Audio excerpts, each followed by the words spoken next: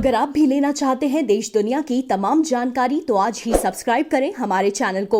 साथ ही नीचे दिए बेल आइकन को जरूर दबाएं ताकि हर अपडेट आप तक पहुंच सके। नमस्कार, साक्षी न्यूज नेटवर्क और आप सभी का स्वागत है। कोरोना महामारी ने देश की अर्थव्यवस्था को काफी नुकसान पहुंचाया है। हालांकि सरकारी प्रयासों के चलते अर्थव्यवस्था तेजी के साथ पटरी पर लौट रही है, लेकिन फिर भी तमाम ऐसी चुनौतियां हैं जिनसे जूझने के लिए सरकार को आने वाले आम बजट में प्रावधान करने होंगे। एक तरफ जहां देश का आम आदमी मोदी सरकार के नए बजट की बेसब्री से प्रतीक्षा कर रहा है, वहीं राजनीतिक दलों की भी प्रतिक्रियाएं आनी शुरू हो गई हैं। भाजपा ने जहां देश की अर्थव्यवस्था की सुनहरी तस्वीर पेश करते हुए उम्मीद जताई है कि आने वाला बजट सभी की उम्मीदों पर खरा उतरेगा और गेम चेंजर साबित होगा, वहीं कांग्रेस ने आरोप लगाया है कि कोरोना संकट से पहले अर्थव्यवस्था में आई गिरावट के लिए सरकार पूरी तरह जिम्मेदार है। बजट अभी पेश नहीं हुआ है, लेकिन इस पर राजनीति तेज हो गई है। आइए आपको दिखाते हैं बजट पर भाजपा का पक्ष रखते हुए पार्टी के आर्थिक मामलों के प्रवक्ता गोपाल कृष्ण अग्रवाल ने क्या कहा है। जो देश की जनता है उसके लिए इकोनॉमी बहुत महत्वपूर्ण है। कुछ बातें आपके माध्यम से जनता तक पहुंचे, इस उद्देश्य से यह प्रेस कॉन्फ्रेंस रखी गई है। सबसे महत्वपूर्ण बात है आज के परिप्रेक्ष्य में जो कोविड की महामारी हुई है, उसके बाद अगर हम देखें तो जो इकोनॉमिक रिकवरी है वह काफी स्ट्रांग है और wide spread across all segments है। यह बात बहुत स्पष्ट रूप से अलग अलग रिपोर्ट्स अगर आज हम देखें तो सामने आती है। बहुत सारी रिपोर्ट्स हैं जो कंटिन्यूअसली अभी रिसेंटली आई हैं जो स्पष्ट रूप से इस बात को कहती हैं। पहली जो रिपोर्ट है वह है आरबीआई की, सबसे महत्वपूर्ण, जो एक्सटेंसिवली डिस्कशंस करके उसने लिखा है, after a winter of discontent we are moving to a glorious summer. और अलग अलग सेगमेंट्स को उन्होंने एक्सटेंसिवली उसमें लिया है। दूसरी रिपोर्ट महत्वपूर्ण जो इस बात को स्ट्रांगली रिटिरेट करती है कि भारत की अर्थव्यवस्था बहुत स्ट्रांग है, वह परसों आईएमएफ की रिपोर्ट आई है। आईएमएफ की रिपोर्ट कहती है कि this coming 2021 we will see a growth rate of 11.5%, double digit growth rate, and India will continue to retain its tag of fastest growing economy in the world. That is also very important. The third report that I would like to mention in front of you is about the monthly economic monitor of the Ministry of Finance. उसके various graphs हमने देखे, उसको देखे जितने भी high frequency indicators हैं उन सब में ग्राफिकली आप देखेंगे तो वी शेप्ड रिकवरी बहुत क्लियरली आता है। चाहे इलेक्ट्रिसिटी कंजम्पशंस को देख लें, मोबिलिटी को देख लें, कोल कंजम्पशंस को देख लें, various high frequency indicators all point to a V shaped recovery after a sudden fall in the COVID. Then in the second quarter and the third quarter, suddenly the recovery has jumped very highly. If you further look into the PMI data, Purchase Managers Index, for 3 consecutive months, it shows an expansion in manufacturing sector. Above 50% shows an increase in the expansionary manufacturing sector. IIP figures, look into the IIP figures on various 8 core sector growth. They all point out to a very healthy growth. Labor force participation, जिसके बारे में कई लोग चर्चा करते हैं, after this covid, जब suddenly covid के टाइम पे रेस्ट्रिक्शन हुआ एम्प्लॉयमेंट वगैरह में, almost 85% of recovery in the mobility of the labour force has taken place and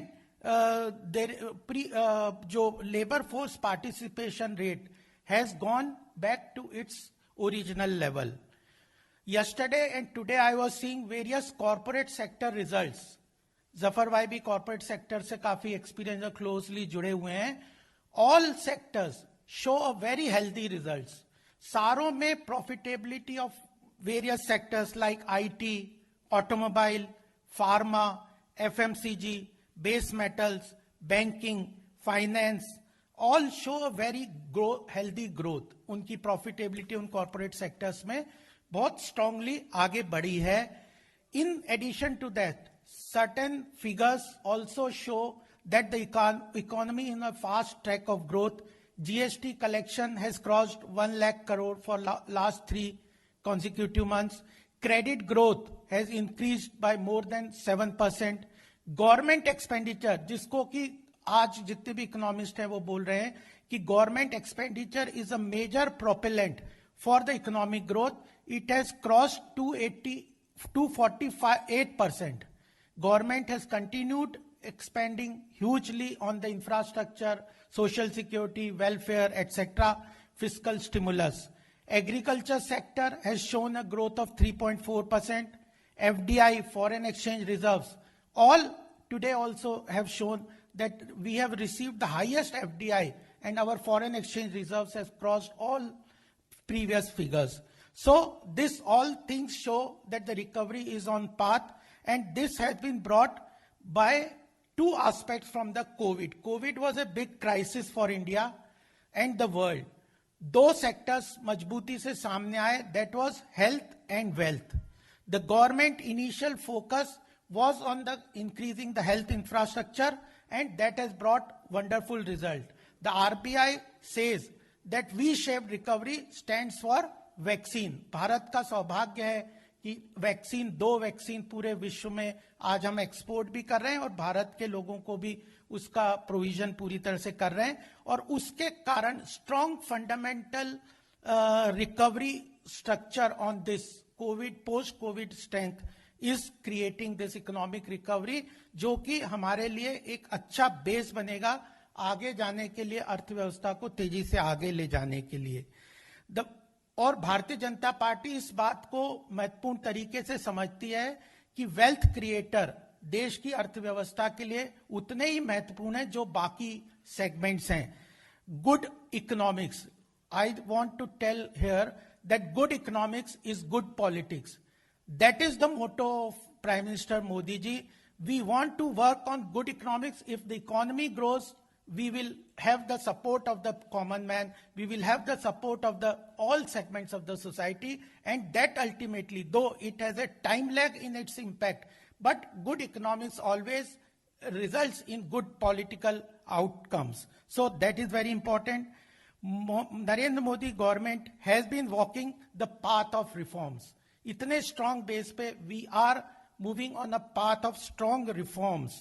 And in 2014, when Modi ji came, he was not at all elected to maintain status quo, but committed to bring transformative changes.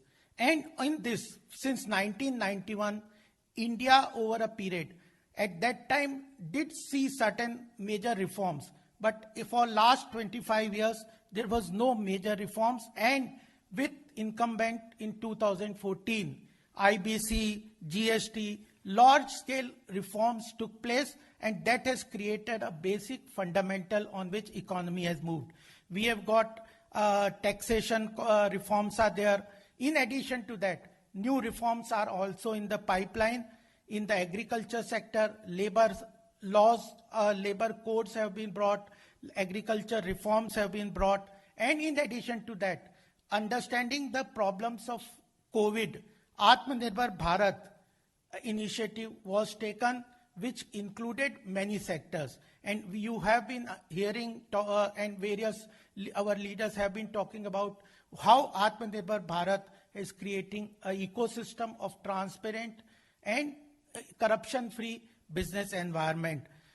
Government is working on various policies to improve the factors of production. Manufacturing is an area where growth can take place, and for that the government is working on various policies, industrial policies, logistical policies, retail trade policies, e-commerce policy, foreign trade policy. These all policies are in pipeline, and they all will create an ecosystem where the economy will grow. With this, if I want to end with this, that the budget 2021 is in the pipeline, will surely all reports point out that budget 2021 coming in the 1st February will be a game changer.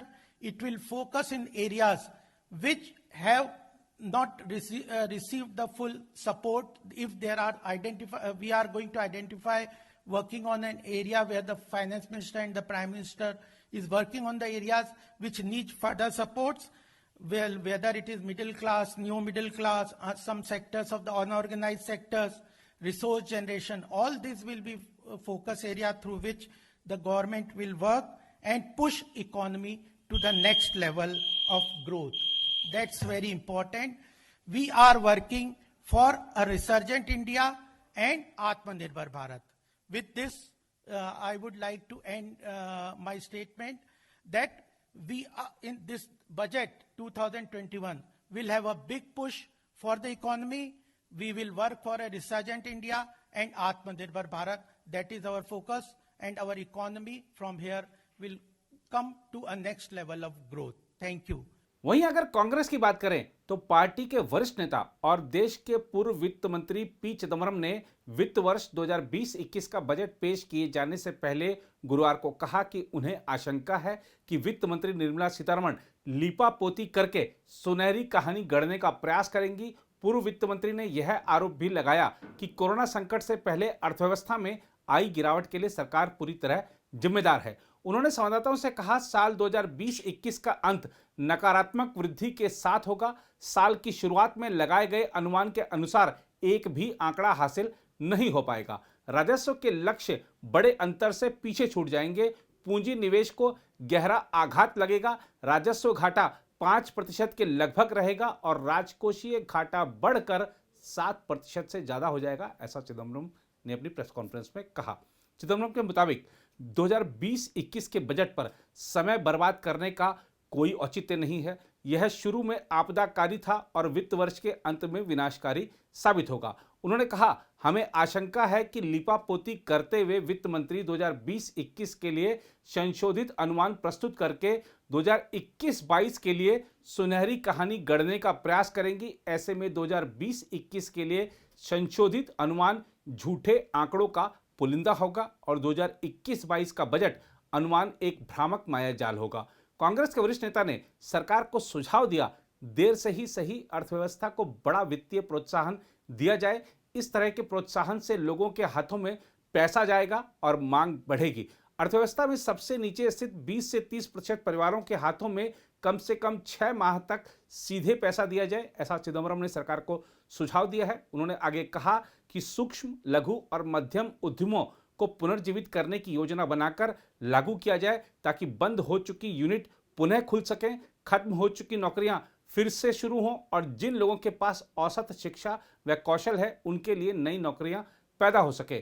Chidambaram ने सरकार से आग्रह किया कि कर की दरों, खासकर जीएसटी और अन्य अप्रत्यक्ष कर की दरों यानी पेट्रोल व डीजल पर कर की दरों की बात कर रहे थे वो, उनमें कटौती की जाए। सरकारी पूंजीगत व्यय बढ़ाया जाए, सार्वजनिक क्षेत्र के बैंकों में पैसा पहुंचाया जाए और उन्हें हर लोन पर जांच एजेंसियों की निगरानी के भय के बिना कर्ज देने के लिए प्रोत्साहित किया जाए। उन्होंने कहा, संरक्षणवादी नीतियों को खत्म किया जाए, दुनिया के साथ फिर से जुड़ें, ज्यादा से ज्यादा देशों के साथ द्विपक्षीय व्यापार समझौते हों और आयात के खिलाफ पूर्वाग्रह का त्याग किया जाए। दूरसंचार, बिजली, खनन, निर्माण, विमानन और पर्यटन व आतिथ्य के लिए सेक्टर विशेष पुनरुद्धार पैकेज बनाए जाएं। पूर्व वित्त मंत्री ने कहा, कानूनों में किए गए संशोधनों की समीक्षा कर उन संशोधनों को रद्द करें जिन्हें व्यापक रूप से टैक्स टेररिज्म माना गया है। आरबीआई, सेबी, ट्राई, सीईआरसी और अन्य नियामक एजेंसियों द्वारा बनाए गए उन नियमों की विस्तृत व समय सीमा में समीक्षा की जाए जिन्हें व्यापक रूप से अति नियमन के रूप में देखा गया है। हम आपको बता दें कि संसद का बजट सत्र शुक्रवार से आरंभ हो रहा है। 1 फरवरी को वित्त मंत्री अगले वित्त वर्ष के लिए बजट पेश करेंगी। चिदम्बरम ने सरकार को आज कई सुझाव दिए, लेकिन कांग्रेस की मंशा पर सवाल इसलिए उठते हैं कि ये सारे सुझाव बजट पेश करने से कुछ दिन पहले दिए गए हैं। इसका भी एक समय, क्योंकि वित्त मंत्री रहे हैं चिदम्बरम, तो उनको पता होना चाहिए कि बजट के निर्माण की प्रक्रिया क्या होती है, कब तक सुझाव आ जाने चाहिए। अंतिम समय में सुझाव देकर कांग्रेस ने शायद अपने कर्तव्य की इतिश्री तो कर ली है, लेकिन विपक्ष की भूमिका के साथ न्याय नहीं किया है।